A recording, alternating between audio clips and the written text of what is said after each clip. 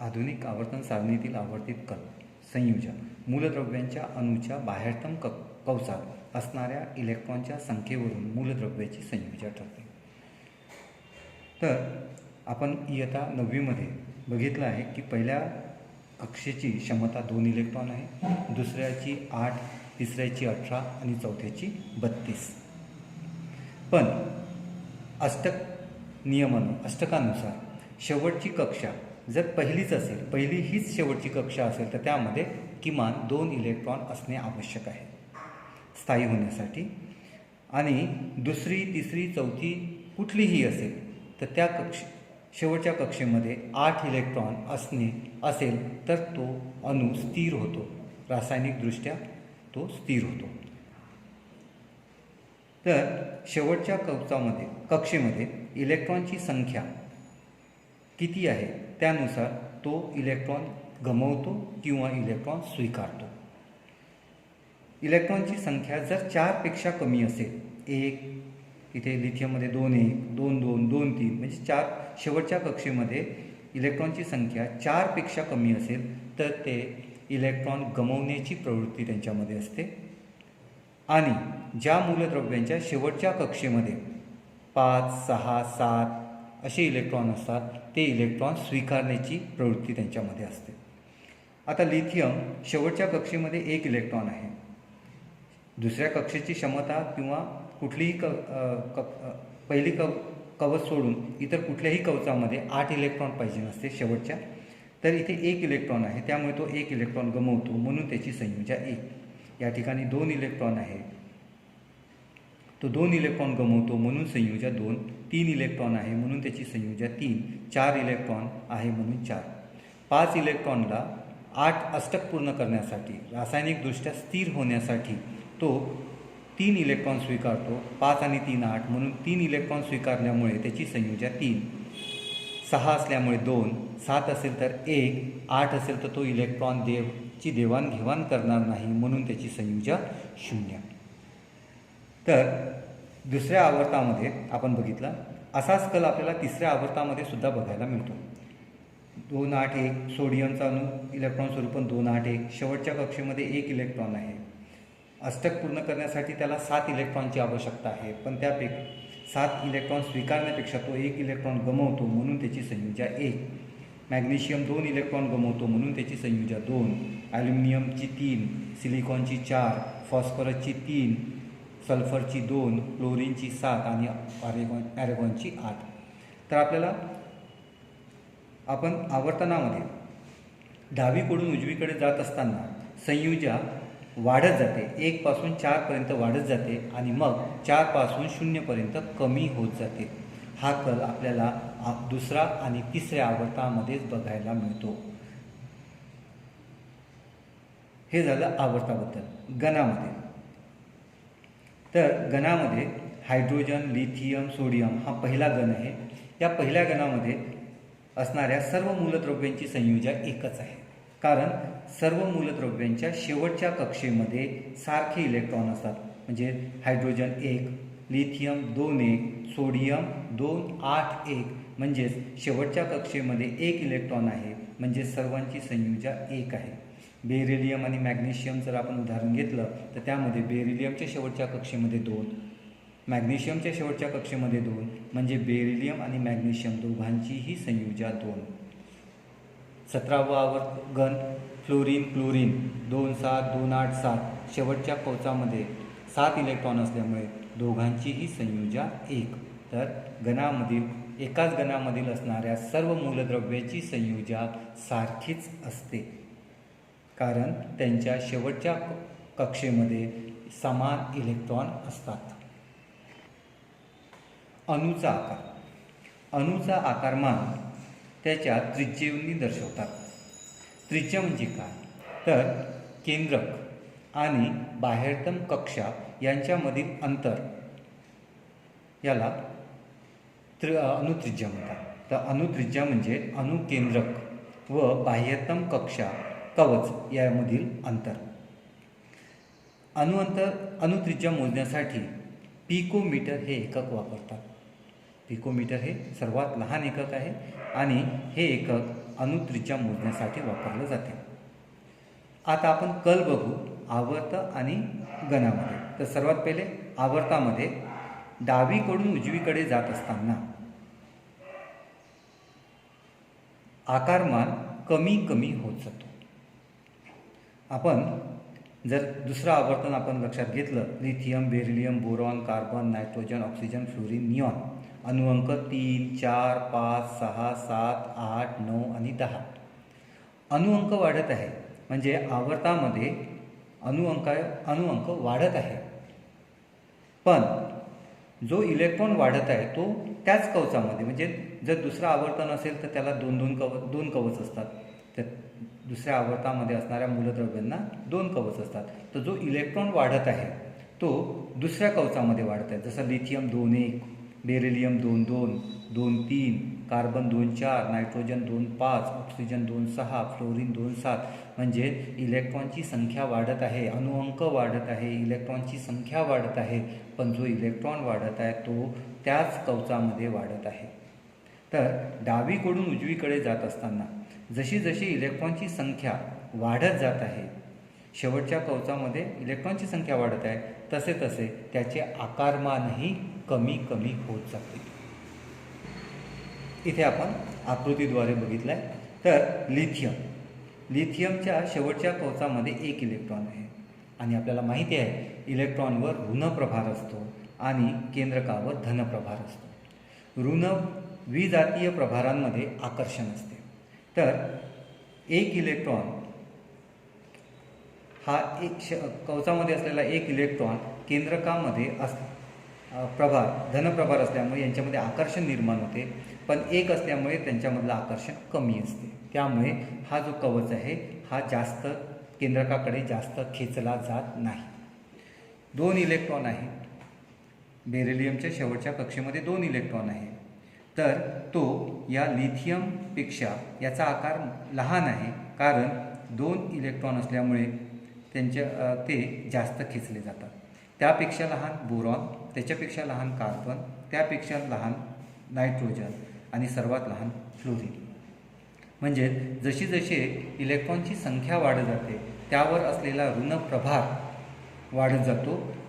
या ऋण प्रभार वाढल्यामुळे ही शेवटची कक्षा केंद्रकाकडे जास्त खेचली जाते आणि त्यामुळे त्यांचा आकार लहान होत जातो. तर या दुसऱ्या आवर्तामध्ये lithium, beryllium, boron, carbon, nitrogen, oxygen, fluorine, neon या दुसऱ्या कवचामध्ये सर्वात मोठा आकार लिथियम अणूचा आहे आणि सर्वात छोटा आकार फ्लोरीन अणूचा आहे. निऑन मी सोडला कारण की निऑन हा वायू अवस्थेमध्ये असते. जे मूलद्रव्य वायू अवस्थेमध्ये असतात त्यांचा अणु आकारमान ग्राह्य धरत नाही किंवा ते मोजले जात नाही. तर आवर्तामध्ये डावीकडून उजवीकडे जात असताना आकारमान कमी होत जातो.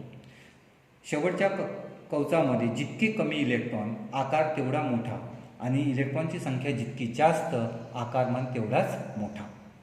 हे झालं आवर्ताबद्दल. गणामध्ये आपण बघतो लिथियम, सोडियम, पोटॅशियम, अणुअंक 3, 11, 19. इथे इलेक्ट्रॉनची संख्या वाढत आहे पण आकारमान नाही वाढत आहे. इथे आपण आवर्तामध्ये बघितलं की इलेक्ट्रॉनची संख्या वाढली की आकारमान कमी होते. लिथियम, सोडियम, पोटॅशियम गणामध्ये जेव्हा आपण वरून खाली येतो तेव्हा आकारमान वाढतच जाते, अणुअंकही वाढत जातो, इलेक्ट्रॉनची संख्याही वाढत जाते आणि आकारमानही वाढत जाते. कारण इथे इलेक्ट्रॉन वाढत आहे पण त्याचबरोबर कवचांची संख्याही वाढत आहे.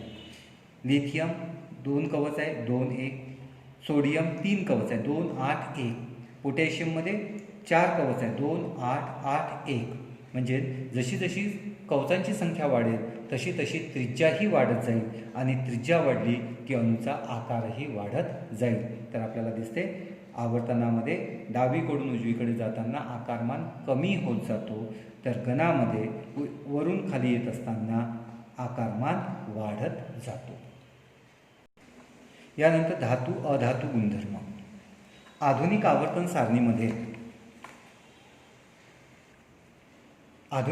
सारणीमध्ये या नागमोडी रेषेच्या डाव्या बाजूला धातू आणि या नागमोडी रेषेच्या उजव्या बाजूला अधातू. तर या आवर्तन सारणीमध्ये मूलद्रव्यांचं वर्गीकरण तीन गटांमध्ये करण्यात आलेलं आहे. नागमोडी रेषेच्या डाव्या बाजूला असणारे धातू, उजव्या बाजूला असणारे अधातू आणि नागमोडी रेषेवर असणारे धातू सदृश्य. तर धातू अधातू गुणधर्म. आधुनिक आवर्तन सारणीत डाव्या बाजूला धातू तर उजव्या बाजूला अधातू, नागमोडी रेषेवर धातू सदृश्य. धातूची प्रवृत्ती इलेक्ट्रॉन गमावण्याची आहे, तर अधातूची प्रवृत्ती इलेक्ट्रॉन स्वीकारण्याची आहे. धातू इलेक्ट्रॉन गमावतो आणि गमावल्यामुळे धातू धन आयन तयार करतात. अधातू इलेक्ट्रॉन स्वीकारतात म्हणून अधातू ऋण आयन तयार करतात. आता धातू धन आयन का तयार करतात? आपल्याला माहिती आहे की अणू हा विद्युतदृष्ट्या उदासीन असतो, कारण केंद्रकामध्ये प्रोटॉनची संख्या आणि केंद्रकाभोवती इलेक्ट्रॉनची संख्या सारखीच असते. धातूने इलेक्ट्रॉन गमावल्यामुळे प्रोटॉनची संख्या वाढते आणि म्हणून त्यावर धनप्रभार येतो. इलेक्ट्रॉन स्वीकारल्याने इलेक्ट्रॉनची संख्या वाढते, प्रोटॉनची संख्या कमी होते. इलेक्ट्रॉनची संख्या वाढल्यामुळे त्यांच्यावर ऋण प्रभार येते. म्हणून धातू इलेक्ट्रॉन गमावल्यामुळे धनप्रभारित होतात किंवा धन आयन तयार करतात आणि अधातू इलेक्ट्रॉन स्वीकारल्याने इलेक्ट्रॉनची संख्या वाढल्यामुळे ते ऋण आयन तयार करतात. तर इथे आपण काही उदाहरण घेतलेले आहे. सोडियम 281 एक इलेक्ट्रॉन त्यांनी गमावला म्हणून एक धनप्रभार, आणि तितकेच इलेक्ट्रॉन ते गमावतात जेवढे त्यांना निकटतम निष्क्रिय वायू इतकं स्वरूपन येण्यासाठी जेवढे इलेक्ट्रॉन अतिरिक्त आहेत ते इलेक्ट्रॉन ते गमावतात. म्हणजेच शेवटच्या कक्षेमध्ये असलेलेच इलेक्ट्रॉन ते गमावतात किंवा शेवटच्या कक्षेमध्येच इलेक्ट्रॉन ते स्वीकारतात. तर सोडियम 281 शेवटच्या कक्षेमध्ये एक इलेक्ट्रॉन आहे, त्यांनी तो एक गमावला. इलेक्ट्रॉन स्वरूपन झालं 2.8 हे इलेक्ट्रॉन स्वरूपन निष्क्रिय वायू निऑन इतका आहे आणि तो आता स्थिर झालेला आहे. मॅग्नेशियम 2 इलेक्ट्रॉन त्यांनी गमावले. इलेक्ट्रॉन स्वरूपन झालं 2 इलेक्ट्रॉन गमावल्यामुळे त्यांच्यावर 2 धनप्रभार येतो. ॲल्युमिनियम 283 इलेक्ट्रॉन गमावल्यामुळे इलेक्ट्रॉन स्वरूपन झालं 3 इलेक्ट्रॉन गमावल्यामुळे त्यांच्यावर प्रभार आला 3 धन. क्लोरीन 287 शेवटच्या कक्षेमध्ये 7 इलेक्ट्रॉन आहेत आणि ॲरेगॉन 288 इतकं इलेक्ट्रॉन स्वरूपन मिळवण्यासाठी त्यांना 1 इलेक्ट्रॉन स्वीकारायचा आहे. तर त्यांनी 1 इलेक्ट्रॉन स्वीकारला क्लोरीनने, त्यामुळे त्याच्यावर 1 ऋणप्रभार आला. ऑक्सिजनने 2 इलेक्ट्रॉन स्वीकारले म्हणून 2 ऋणप्रभार. नायट्रोजनने 3 इलेक्ट्रॉन स्वीकारले म्हणून 3 ऋणप्रभार. तर धातू गुणधर्म आधुनिक आवर्तन सारणीमध्ये डावीकडून उजवीकडे जात असताना धातू गुणधर्म कमी होत जातात आणि अधातू गुणधर्म वाढत जातात. म्हणजे डावीकडला मूलद्रव्य सर्वात चांगला धातू आणि उजवीकडला सर्वात चांगला अधातू. लिथियम दुसरं आवर्तन आपण बघूया. Lithium, beryllium, boron, carbon, nitrogen, oxygen, fluorine, neon. यामध्ये लिथियम अणुअंक 3, इलेक्ट्रॉन स्वरूपन 2, 1. शेवटच्या कवचामध्ये 1 इलेक्ट्रॉन असल्यामुळे त्याचा आकारमान मोठा आहे आणि मोठा असल्यामुळे शेवटच्या इलेक्ट्रॉन आणि केंद्रकामधील जे आकर्षण आहे ते कमी असल्यामुळे तो सहज गमावतो, म्हणून हा सर्वात चांगला धातू. जशी जशी इलेक्ट्रॉनची संख्या वाढत जाते अणूचा आकार लहान होत जातो, त्यामुळे इलेक्ट्रॉन देण्याची प्रवृत्ती हळूहळू कमी होत जाते, म्हणजेच धातू गुणधर्म कमी होत जातो. जशी जशी इलेक्ट्रॉनची संख्या वाढत जाते 5, 6, 7 अणूचा आकारमान कमी होतो आणि आकारमान कमी झाल्यामुळे इलेक्ट्रॉन स्वीकारण्याची प्रवृत्ती वाढते, म्हणजेच अधातू गुणधर्म वाढतात. इथे आकारमान लहान आहे, नायट्रोजनचा 3 इलेक्ट्रॉन त्यांनी स्वीकारले, ऑक्सिजनचा त्याच्यापेक्षा लहान आहे 2 इलेक्ट्रॉन स्वीकारले, फ्लोरीन 7 इलेक्ट्रॉन आहे त्यांनी 1 इलेक्ट्रॉन स्वीकारला. म्हणजेच इलेक्ट्रॉन स्वीकारण्याची क्षमता वाढत जाते, म्हणजेच अधातू गुणधर्म वाढतो. इलेक्ट्रॉन गमावण्याची प्रवृत्ती कमी होते म्हणजेच धातू गुणधर्म कमी होतो आणि इलेक्ट्रॉन स्वीकारण्याची प्रवृत्ती वाढते म्हणजे अधातू गुणधर्म वाढते. तर आपण आवर्तन सारणीमध्ये डावीकडून उजवीकडे जात असताना धातू गुणधर्म कमी होत जाते म्हणजे इलेक्ट्रॉन गमावण्याची प्रवृत्ती कमी होत जाते आणि अधातू गुणधर्म वाढत जाते म्हणजेच इलेक्ट्रॉन स्वीकारण्याची प्रवृत्ती वाढत जाते. हॅलोजन कुलातील प्रणवता 17वा गण, आवर्तन सारणीतील 17वा गण आणि या गणामधील 4 मूलद्रव्य फ्लोरीन, क्लोरीन, ब्रोमीन आणि आयोडीन या मूलद्रव्यांना हॅलोजन कुलातील मूलद्रव्य असे म्हणतात. अणुअंक फ्लोरीन 9, क्लोरीन 17, ब्रोमीन 35 आणि आयोडीन 53. यांचे रेणुसूत्र फ्लोरीनचा F2, क्लोरीनचा Cl2, ब्रोमीनचं रेणुसूत्र Br2 आणि आयोडीनचं I2. यांच्या भौतिक स्थितीमध्ये आपल्याला बदल बघायला मिळते. फ्लोरीन हा वायू अवस्थेमध्ये आहे, क्लोरीन हा सुद्धा वायू अवस्थेमध्ये आहे, हा पोपटी रंगाचा असतो. ब्रोमीन हा द्रव अवस्थेमध्ये आहे, ब्रोमीन हा एकमेव अधातू आहे जो द्रव अवस्थेमध्ये असतो आणि आयोडीन हा स्थायू अवस्थेमध्ये असतो.